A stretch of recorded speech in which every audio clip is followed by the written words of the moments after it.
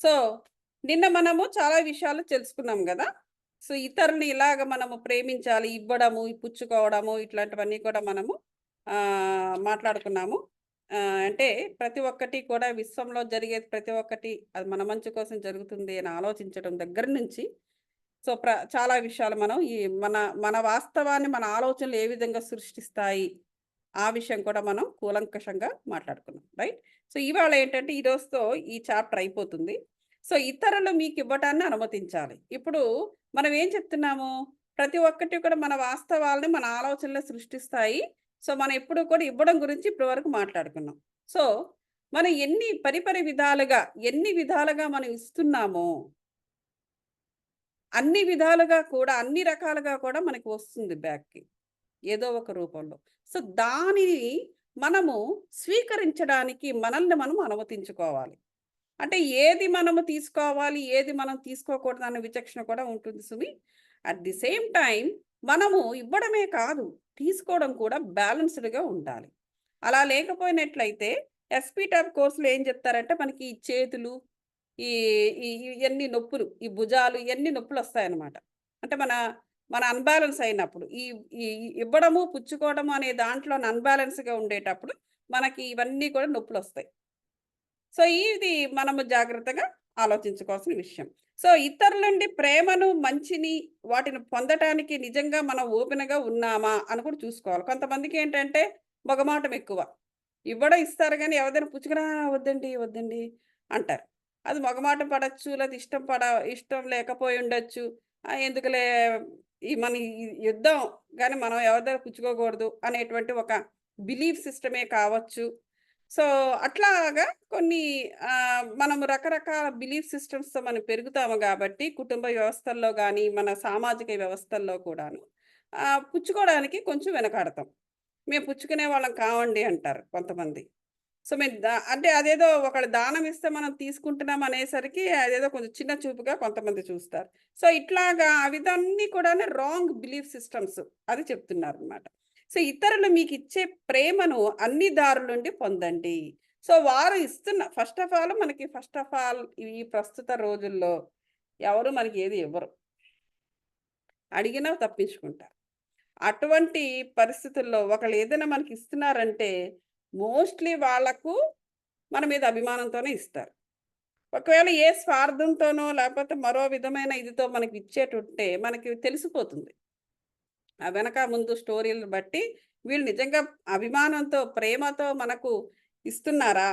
లేకపోతే ఏదో స్వార్థపు ఉద్దేశ్యం వెనకాతల దురుద్దేశం పెట్టుకొని ఇస్తున్నారా అన్నది మనకు తెలిసిపోద్ది. మనమే అంత డంబ్ కాదు గదా! తెలుస్తుంది. సో, కాబట్టి ఏది తీసుకోవాలి, ఏది తీసుకోకూడదనే విచక్షణ మనకెలాగూ ఉంటుంది.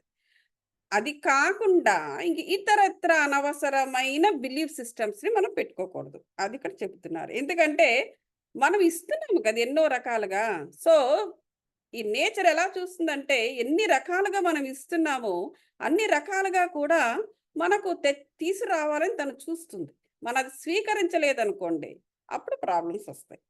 ప్రజలు తాము ప్రేమను ఏ విధంగా పొందదలిచారో, ఆ మార్గాల్లోనే ఇతరులకు ఇస్తారు. అది. సీ ప్రజల నుంచి ఏదైనా వచ్చేటప్పుడు ఏంటంటే, మనం ఏ మార్గంలో వారికిస్తామో, ఇది మనం అర్థం చేసుకోవాలి. మనం ఏ మార్గంలో అయితే మనం ఎదుటి వారికి సహాయం చేసి ఉంటామో, అదే మార్గంలో వారు మనకి సహాయం చేయదలుస్తారు. అదే మార్గంలో మనకి వస్తుంది. ప్రజల నుంచయితే. అంటే అది ఒక్కోసారి ఏంటంటే, మనకు తెలియని వాళ్ళు కూడా మనకి ఒక ఉపకారం చేసి ఎళ్ళిపోతూ ఉంటారు. అదెందుకు మనం ఏం చేయలేదే వీళ్ళకి అనుకుంటాం. ఇప్పుడు చేయలేదు నువ్వు. పాత జన్మలో ఎప్పుడో ఏదో చేసుంటావు. అదే రూపేణ, అదే రూపంలో. సో, ఇప్పుడు వాళ్ళు ఏదో ఒక రూపంలో చెల్లించుకుని వాళ్ళు వెళ్ళిపోయారు. అరె! ఇదేంటి ఇలా జరిగిందని మనం ఆశ్చర్యపోతాం. సో, నువ్వు ఏ రూపంలో నువ్వు ఆనాడు చేసి ఉన్నావో, నీకిప్పుడు ఏ సంబంధం లేకపోయినా, అదే రూపేణ వచ్చి వాళ్ళు నీకు చెల్లించి వెళ్ళిపోయారు. అది మనం అర్థం చేసుకోవాలి. సో, అట్లానే అన్ని మార్గాల నుండి వచ్చే ప్రేమను మనం గుర్తించాలి. చూసారా? ఇక్కడ గుర్తించడం చాలా ఇంపార్టెంట్. చూసారా? అది నీకు అభిమానంతో ఇస్తున్నారా? ప్రేమతో నీకిస్తున్నారా? లేక నీకు వెనకాతల ఒక దురుద్దేశంతో వాళ్ళు చేస్తున్నారా? ఈ విచక్షణ మనకి చాలా అవసరము. ఇది గుర్తించాలి. గుర్తించకుండా అవతల వాళ్ళు స్వార్థ బుద్ధితో నీ చుట్టూ ఉండి, నీకు వాళ్ళు ఏదో చిన్నది తాటకాయ ఇచ్చి, చిన్న ఈతకాయ ఇచ్చి తాటకాయ లాగుతున్నారు అంటే, మన మన బుద్ధి పనిచేయాలప్పుడు. దిస్ ఈస్ నాట్ రైట్ అనేసి.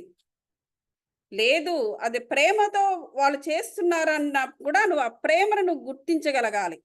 అది కూడా బుద్ధే ఇంపార్టెంట్. బుద్ధిలో ఏముంది? పూర్ణాత్మ ఉన్నాడు. అంటే మన కనెక్షన్ ఉన్నప్పుడే మనం ఈ విచక్షణ మనం గుర్తించగలము. ఒక స్వార్థపరుడిని, ఒక ప్రేమికుడిని.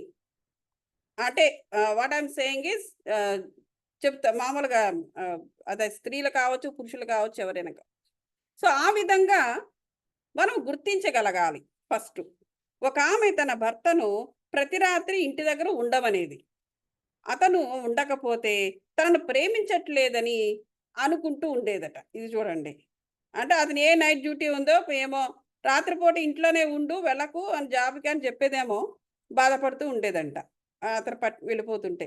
పని మూలంగా అర్ధరాత్రులు వచ్చేవాడు. అందువలన తన భార్య ఆలోచన ధోరణికి బాధపడుతూ ఉండేవాడు. కష్టపడి ఎక్కువ పని చేయటం అనేది తన భార్యకు తాను ఇచ్చే బహుమతని తాను భావించేవాడు. చూడండి. ఎక్కువ కష్టపడి ఓటీలవి చేసి డబ్బులెక్కువ తీసుకొచ్చి వాళ్ళ అవసరాలన్నీ తీరుస్తూ ఉంటే, ఆమేమో నైట్ టైమ్ ఇంట్లో ఉండకుండా బయటికి పోతున్నాడు. అక్కడే టైం గడుపుతున్నాడు. నా మీద ప్రేమ లేదు గాబట్టి అతను ఇంట్లో ఉండట్లేదని ఆవిడ అలా భావించేదిట. అయితే కష్టపడి ప్రాక్టికల్‌గా ఉంటూ మంచి భవిష్యత్తును కుటుంబానికి అందించాలనేది అతని ఆలోచన. అతని ప్రేమను కష్టపడి పనిచేయటం ద్వారా చూపిస్తున్నాడని ఆమె గుర్తించడం లేదు. అయితే ఒకసారి ఏదో కొన్ని సందర్భాలలో అతడు తనను ప్రేమిస్తున్నాడని తెలుసుకొని, అయితే తాను అనుకున్న విధంగా కాకుండా వేరే విధంగా చూపిస్తున్నాడని అప్పుడు తెలుసుకుందంట ఆమె. అంటే అతని ప్రేమను కష్టపడి పని చేయడం ద్వారా, అతను కష్టపడి పని చేసి డబ్బులెక్కువ తీసుకొచ్చి, వాళ్ళకి కావాల్సిన అవసరాలన్నీ కూడా తీర్చడము ద్వారా అతను ప్రేమను ఎక్స్‌ప్రెస్ చేస్తున్నాడు అని తర్వాత ఆవిడ తెలుసుకున్నది. సో, ముందుగా ఏమనుకుంది? అపార్థము. తర్వాత అర్థం చేసుకుంది. సో, దానికన్నా ఎక్కువ నాకున్న దానికన్నా ఎక్కువగా తీసుకోగలను నమ్మి ఓపెన్‌గా ఉండాలి. సో, ఎప్పుడు కూడా నాకున్న దానికన్నా ఎక్కువ తీసుకోవడం కూడా చూడండి. అది ఏదో తప్పదు అన్నట్టుగా తీసుకోవడం కాకుండా, మనసులో మనం ఎప్పుడు అనుకోవాలంట. నాకున్న దానికన్నా నేను ఎక్కువ తీసుకోగలను. అంటే ఏంటంటే, దిస్ ఈస్ కాల్డ్ ఒకటుంది. ఒక ఎఫర్మేషన్ ఉంది. వరల్డ్ నరిష్మెంట్ అంటారు. అది ఈవెన్ ఈషాలో కూడా వాళ్ళు సద్గురు ఎలా ప్రాక్టీస్ చేయిస్తారంటే, అది so, I am the mother of the world అని అనే విధంగా ఆయన ప్రాక్టీస్ చేయిస్తారు. కొన్ని ఆయన దాంట్లో. ఉదాహరణలు వగైరా అవన్నీ. సో, అదేంటంటే నువ్వు when you become a mother of the world, వరల్డ్‌లో ఉన్నదంతా కూడా నీకు తిరిగి ప్రాప్తమవుతుంది. అంటే వరల్డ్ నరిష్ చేస్తుంది. నువ్వు మదర్‌వయిపోతే, నువ్వు వరల్డ్‌ని నరిష్ చేస్తే, వరల్డ్ నిన్ను నరిష్ చేస్తుంది. సో, ఆ విధమైన ఇది ఉండింది ఈషాలోని. అయితే సో, అదే ఇక్కడ మనం చెప్పుకోవచ్చు. ఇక్కడేంటంటే నాకున్న దానికన్నా ఎక్కువ తీసుకోగలను అనేటువంటి భావనతోనే ఎప్పుడూ ఉండాలట. So, that way world will nourish you. So, ఎప్పుడూ కూడా ఏంటంటే మనం రిస్ట్రిక్ట్ కాకూడదు అని జెప్తున్నారు. ఏదో సంపాదించుకున్నాను, నెలకింత సంపాదించుకున్నాను.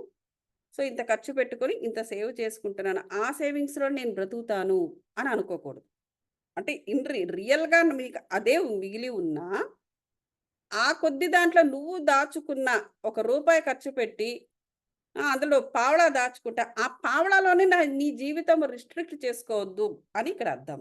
సో, నీకున్న దానికన్నా ఎక్కువే నువ్వు పొందుతున్నావు from the world, from the nature అనేటువంటి భావనతో ఉండాలి.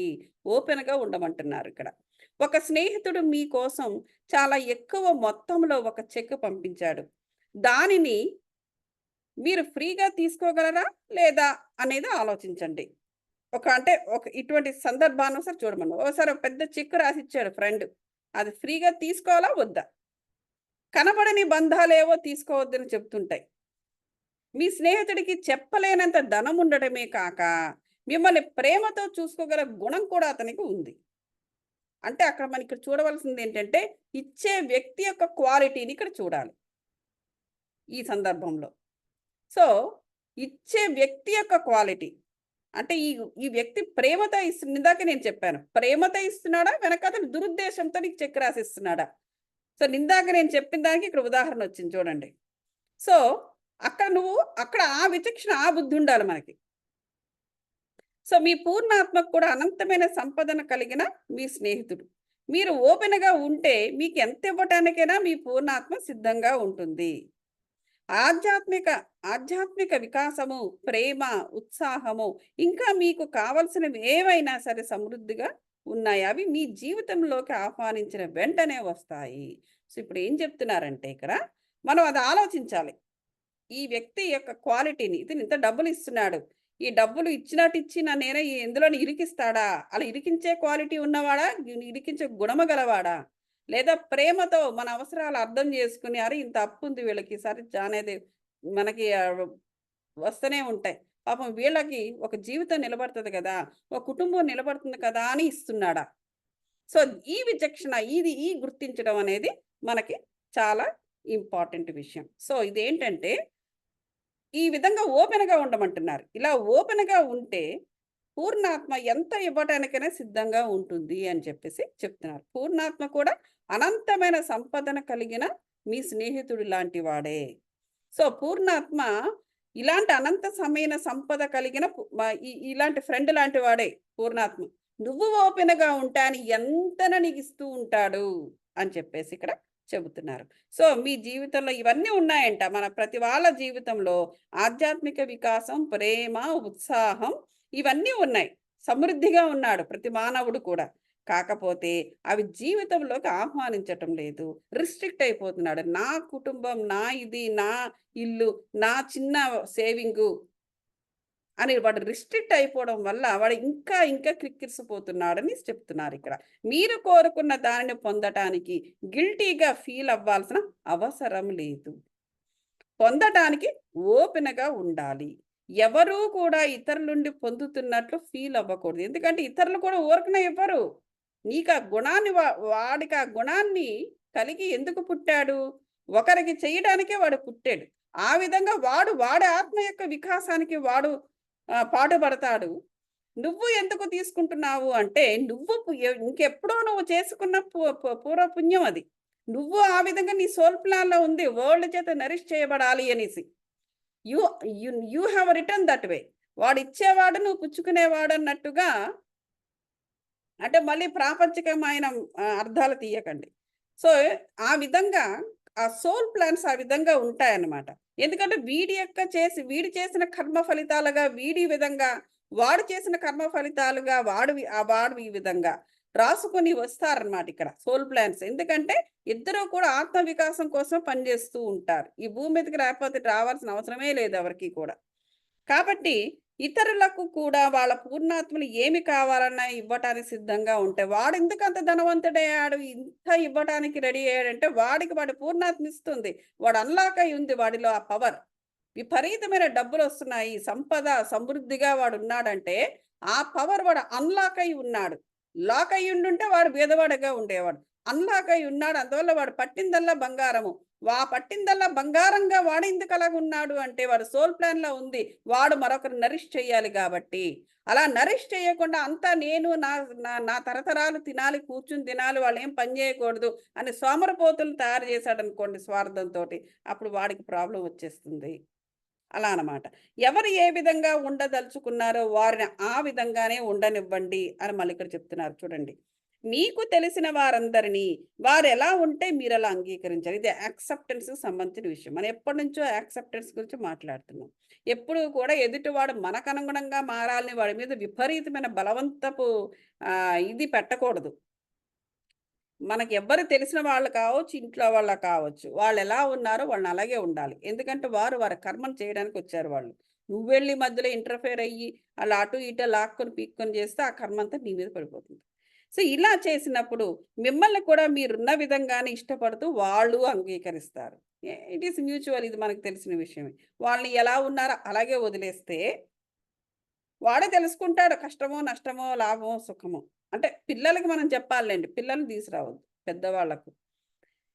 అలాగే మనము కూడా మనల్ని కూడా అవతల వాళ్ళు నిర్బంధించకుండా వదిలేసినప్పుడు, మన కర్మ మనం చేసుకుంటూ దాంట్లో సాధక బాధకాలన్నీ అర్థం చేసుకుంటూ విజ్డమ్‌ని తీసుకోవడానికి మనకి కూడా అవకాశం ఉంటుంది. మిమ్మల్ని మీరు ఒప్పుకుంటూ ఇష్టపడుతుంటే, మీ ప్రకంపన పెరిగి, మీ జీవితంలో ఉండే ఉన్నత స్థితులకు ఆకర్షింపబడతారు. ఇక్కడ చూడండి.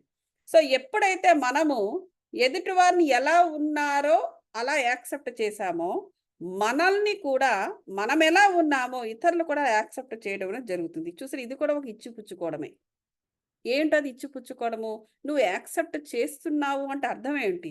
You are giving love to them. నువ్వు వాళ్ళని యాజ్ ఇట్ ఈస్‌గా అలాగే యాక్సెప్ట్ చెయ్యి.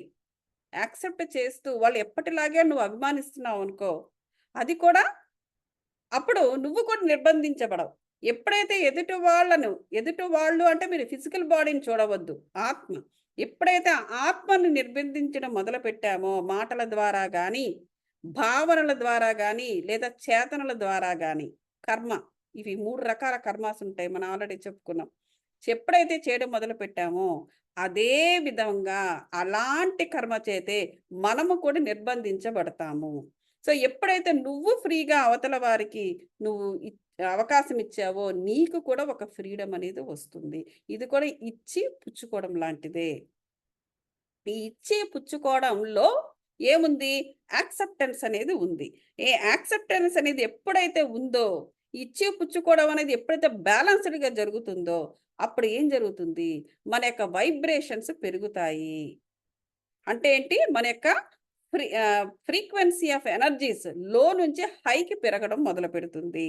అప్పుడు మనం ఆటోమేటిక్‌గా ఎప్పుడైతే పైకి పెరిగిందో, హైగా పెరిగిందో ఫ్రీక్వెన్సీ ఎనర్జీస్ ఆటోమేటిక్‌గా ఆ పైన ఉన్న అంటే ఉన్నత స్థితుల్లో ఉన్న ఎనర్జీస్‌ని మనం ఆకర్షించడం మొదలుపెడతాము. లేతే కిందనే ఆ నిర్బంధనము, బాధ, దుఃఖము వాటిల్లోనే ఉండిపోవడం అనేది జరుగుతూ ఉంటుంది. మీరు మార్చలేని పరిస్థితులను కూడా మీరు అంగీకరించాలి. కొన్ని మనం మార్పు చెందలేం. ఇంక అది అలా పోవాల్సిందే. వాటిని కూడా యాజ్ ఇట్ ఈస్‌గా అలాగే యాక్సెప్ట్ చేయాలి. అంతే తప్ప ఇంక దాంతో పట్టుకొని వేలాడి, బాధపడుతూ, బెంగపడుతూ, మంచం ఎక్కేస్తూ ఇంకలా చేయకూడదు. అది. ఈ ఆ పరిస్థితుల్లో ఉన్న మంచినే చూడాలంట. మంచిని చూడాలంటే ఓకే. ఫర్ ఎగ్జాంపుల్ వాళ్ళు మనం అనుకున్నట్టుగా కాకుండా మనల్ని వదిలి ఎళ్ళిపోయారు. సో, దాంట్లో ఒక ఏదో మంచి ఏమిటి? నీకు బాధ కలుగుతుంది. కానీ ఎక్కువ కాలం బాధలో ఉండకూడదు. వాళ్ళు వెళ్ళిపోవడం వల్ల నీవక్కడ ఫ్రీ అయ్యావు. అది నీకు జరిగే మంచి. ఆ ఫ్రీ అయిన టైంని నువ్వు ఎలా యుటిలైజ్ చేసుకోవాలి? అది ఆలోచించు. ఏదైనా నేర్చుకుంటావా? నేర్చుకో. లేపోతే ఏదైనా స్పిరిచ్యువల్ యాక్టివిటీస్‌కి పెడతావా? పెట్టు. సో, ఆ టైంని నువ్వు మరో విధంగా అంటే నీ యొక్క ఆత్మ యొక్క వికాసం కోసం నువ్వు వాడాలే తప్ప, అవతల వాళ్ళు వదిలెళ్ళిపోయారని చెప్పేసి ఇక బెంగపడి మంచం ఎక్కేస్తే అర్థం పర్థం లేదు. అది ఇక్కడ చెప్తున్నారు. ఉదాహరణకు మీరు సెలవుల్లో సూర్యరశ్మిలో ఆనందంగా ఆ! అది హ్యాపీగా ఆనందంగా సూర్యరశ్మిలో ఆనందంగా గడపడానికి ప్లాన్ చేయండి. సెలవులన్నీ వర్షంతోనే గడిచిపోయినాయి అది ఈవేళ రకరకాల ఉదాహరణలు ఇస్తున్నారు. కాబట్టి మీ పూర్ణాత్మ ఏదో ఒక కారణంతోనే మీకు ఇటువంటి అనుభవం కలిగించిందని నమ్మాలి. చూసారా? వాళ్ళెళ్ళిపోయారు అంటే నువ్వు ఇక్కడ ఏదో చేయాల్సిందుంది. దాని గురించి నువ్వు ఆలోచించు. ఎళ్ళిపోయారంటే చచ్చిపోలేదు గదా! మరో దగ్గర ఎక్కడో బ్రతుకుతున్నారు. దానికేదో కారణం ఉంటుంది. సో, నువ్వేం చేయాలో అది చేసుకో. అలాంటి పరిస్థితి ఎందుకొచ్చిందనేది మీకు అర్థం కాకపోయినా, విశ్వం సంపూర్ణంగా ఉందని భావించండి. మనకు ఆ టైంలో అర్థం గాదు. ఎందుకిలా జరిగిందని కొట్టేసుకుంటూ ఉంటాం. సో, అలాంటి పరిస్థితి ఎందుకొచ్చిందో మీకు అర్థం కాకపోయినా పర్వాలేదు అంటున్నారిక్కడ. అర్థం కాకపోయినా పర్వాలేదు. కానీ విశ్వం సంపూర్ణంగా మీ యందు ఉందని మాత్రం మీరు భావించండి. అంతే చెబుతున్నారు. ఇక్కడ ఇక మీ పూర్ణాత్మ మిమ్మల్ని ఇష్టపడుతూ, మీకు నిజమైన సంతోషాన్ని, అత్యంత ఉత్సాహాన్ని, అద్భుతమైన ప్రేమను అందజేయాలనుకుంటుంది. ఇక్కడ మనల్ని ఈ పూర్ణాత్మ తప్ప ఎవరు కూడా ఈ లెవెల్ ఎవరు మనల్ని ప్రేమించరు. మనల్ని అంగీకరించరు. మన అందంగా ఉన్నా, లేకపోయినా, మనకి గుడ్డున్నా, నడ్డున్నా, ఏ విధంగా ఉన్నా, మన సన్నగా ఉన్నా, లావుగా ఉన్నా, ఎల్లాగున్నా సరే, మనల్ని ప్రేమగా ఆదరించి, అంగీకరించేది పూర్ణాత్మే, పరమాత్మే. ఇంక ప్రపంచంలో ఎవ్వరూ గాదు. వాళ్ళకి నచ్చిన విధంగా లేకపోతే మనల్ని త్యజిస్తారు, తిరస్కరిస్తారు. వాళ్ళకి కాలాన వాళ్ళకి అనుగుణంగా మనం బ్రతకకపోతే తిరస్కరిస్తారు. ఎందుకంటే ఇవన్నీ కర్మస్, వాళ్ళ కర్మలు వాళ్ళు చేసుకుంటారు. మనం వెళ్లి మధ్యలో ఇంటర్ఫియర్ అయినప్పుడు మరి అలాగే జరుగుతుంది మరి. సో, అది విషయము. సో, ప్రతిసారి ఏదో ఒకటి మీ వద్దకు పంపిస్తూనే ఉంటుంది పూర్ణాత్మట. అది మీకుందని భావిస్తూ ఆహ్వానిస్తూ ఉండాలి. అది మీదే అని భావిస్తూ ఆహ్వానించాలి. అదే కదా! అది గుర్తించాలి మనం. అది గుర్తించడానికే మనకి ఈ బుద్ధి అనేది చకచకా చురుకుగా పనిచేయాలి. అలా పనిచేయాలి అంటే పూర్ణాత్మతో కనెక్ట్ అయ్యి ఉండాలి. చిన్న చిన్న వస్తువులను లేక విషయాలను మీ జీవితంలోకి ఆహ్వానించడం అలవాటైతే పెద్ద పెద్ద వస్తువులను లేక విషయాలను మీ జీవితంలోకి ఆహ్వానించడం నేర్చుకుంటారు. అది. సో, నేను ఇంత పెద్దదాన్నయ్యాను, నేనేంటి చిన్న పిల్లల్లాగా అనుకోవడానికి లేదు. నీకే చిన్నదొచ్చినా కూడా ఆహ్వానించు. ఉదాహరణకు ఆధ్యాత్మిక వికాసాన్ని, సంతోషంతో నిండిన జీవితాన్ని, ప్రేమను ఆహ్వానించడం నేర్చుకోండి. మీరు ఎంత ఎక్కువగా అర్హత కలిగి ఉన్నారని భావిస్తూ, ఆహ్వానిస్తూ ఉంటారో, అంత తొందరగా ఆధ్యాత్మికంగా వికాసం చెందుతూ పూర్ణాత్మలాగా అవుతారు. చూసారా? ఎప్పుడు కూడా ఏదైనా మీ దారిలోకి వచ్చింది అంటే వాటిని ఆహ్వానించండి. దాన్ని అంగీకరించండి. ఇప్పుడు ఫర్ ఎగ్జాంపుల్ ఆధ్యాత్మిక వికాసం. ఇప్పుడు దాని గురించి మాట్లాడుకుంటున్నాం కాబట్టి ఆధ్యాత్మిక వికాసం గురించి ఇప్పుడు ఈ 21 డేస్ గురించి చెప్పాను నేను. ఈ 21 డేస్ గురించి చెప్పినప్పుడు, అబ్బా! మాకు ఆ టైంకి కుదరదబ్బా! అది, ఇది అనేసి అనుకోకుండా అంగీకరించండి. ట్రై చేయండి. ఎఫర్మేషన్ ఇచ్చుకోండి. ఈ టైంకి, ఈ సమయానికి ఈ ఫలానా, ఫలానా ఇది నేను సంపూర్ణంగా చేసి ఉన్నాను.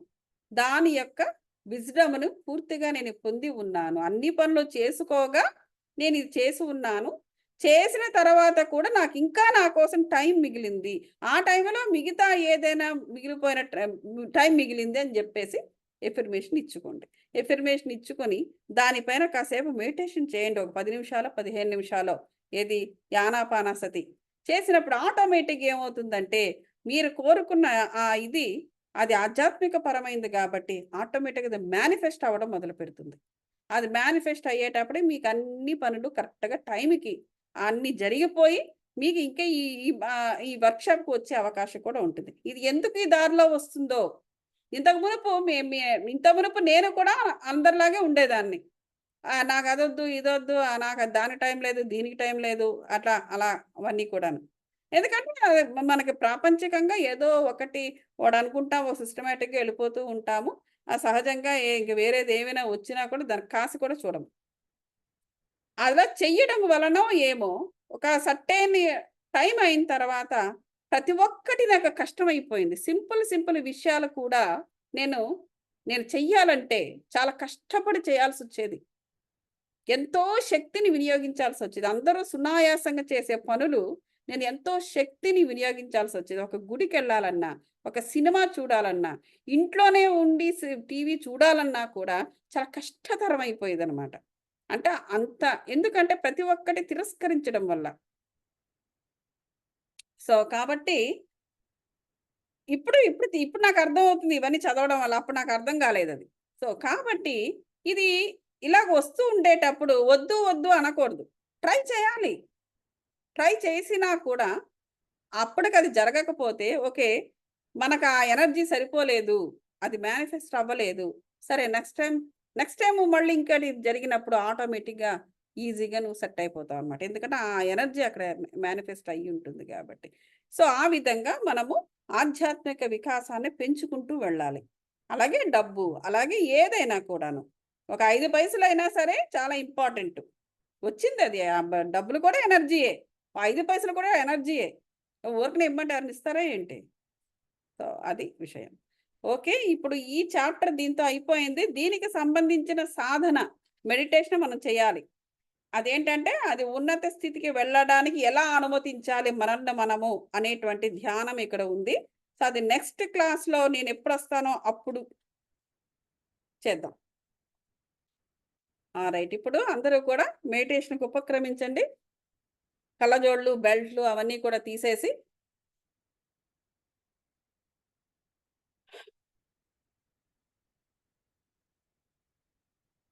కంప్లీట్‌గా ఒక డీప్ ఇన్హలేషన్ అలాగే లాంగ్ ఎగ్జిలేషన్.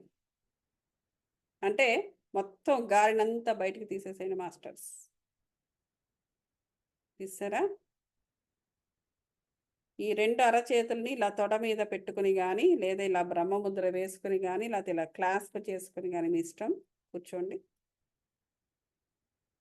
వెన్నెముకను నిటారుగా పెట్టండి మాస్టర్స్. వెన్నెముకను నిటారుగా పెట్టండి. వెనక్కి లీన్ అవ్వాలంటే లీన్ అవ్వచ్చు, బట్ నాట్ ద హెడ్. హెడ్ని ఎప్పుడు లీన్ చేయకూడదు. ఓన్లీ వీపు వరకే. వీపు నిలబడకపోతే. కాళ్ళు 2 మడత పెట్టుకోండి. ఎడమ కాలిపై కుడి కాలు కుర్చీలో కూర్చున్నవారు, కింద కూర్చున్నవారు మఠం. కళ్ళు మూసుకోండి మాస్టర్స్. థాట్లెస్ స్టేట్కి రండి. Come into the thoughtless state. Close your eyes. Keep your spine erect. If you want to lean to the wall or chair to of the backrest, but not the head.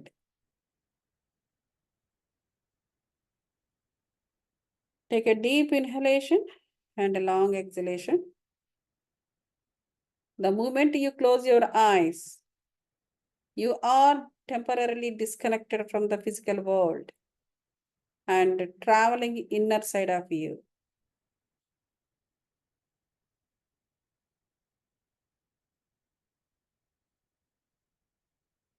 You are accessing life energies, light energies, and love energies from the cosmos into your aura, eventually inside of you.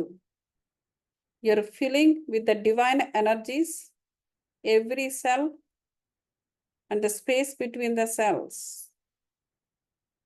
ప్రతి కణమును శక్తియుతము, కాంతియుతము చేయుచున్నారు.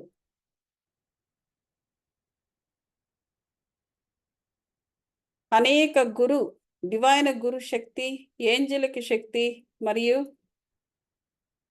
Divine souls యొక్క శక్తి నిక్షిప్తమై ఉన్న energies లోనికి గ్రహించి ఉన్నారు. మీపై జలపాత ధారగా ఈ divine energies ప్రవహించుచున్నవి. ఊహించండి masters. You are in the globe of light. Through this light, you have connected to the Purnatma. కాంతి ద్వారా పూర్ణాత్మతో కనెక్ట్ అయి ఉన్నారు మాస్టర్స్.